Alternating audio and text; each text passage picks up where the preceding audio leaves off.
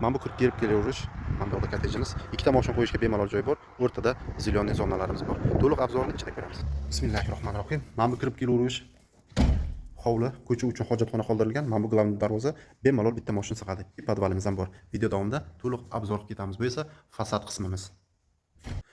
Mana bu kirib kelaverish hol, o'ng qo'lda sirazi zal, chiroyli rusumlar va remontimiz neo klassika qilingan hozirgi oxirgi rusumdagi. To'rga oldi bo'lgan kattagina mehmon kutadigan zalimiz. Bu esa birinchi etaj uchun общий совмещенный sanuzel, o'zining orqa hovlisi bor, sirazi provetривать qilish uchun fortishkalar qo'yilgan. Bu esa ayollar yaxshi ko'radigan xonamiz, albatta kuxnyamiz. Ko'rib turibsizlar, remontlari. Yangi remontdan chiqqan xonadon hali hech kim yashamagan. Endi esa ikkinchi etajni sizlar bilan ko'rib chiqamiz. Bu esa ikkinchi etajga chiqishimiz, 4 ta xonamiz bor. To'g'rida общий sanuzel turibdi, bu yoqda kichkina detskiy xonamiz.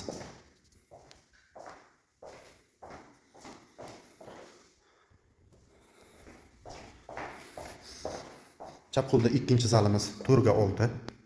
Pastdagi zal bilan bir xil.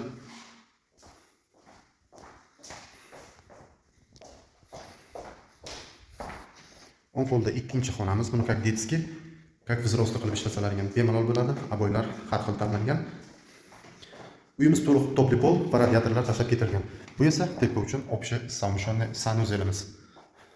Bu esa yana bitta yotoqxonamiz, hovliga qaragan, panoramli oynalari bilan juda ham yorug', quyosh tushadigan va o'zini balkoniga ega. Endi esa podval qismimizni ko'rib chiqamiz. Qurilishda mana shunaqa podsvetga chiroyli. Bu esa kladovka xonamiz, bemalol foydalansalaring bo'ladi. Bu esa yaxlib bitta podvalimiz, xohlasalaring sport zal, xohlasalaring kinoteatr qilib ishlatsa ham bemalol bo'ladi. Oynalar qo'yib ketilgan, havo aylanishi uchun bemalol. Eslatib o'taman, narximiz atiga $120 ming. Shoshiling, bunaqa narx qo'yilmaydi.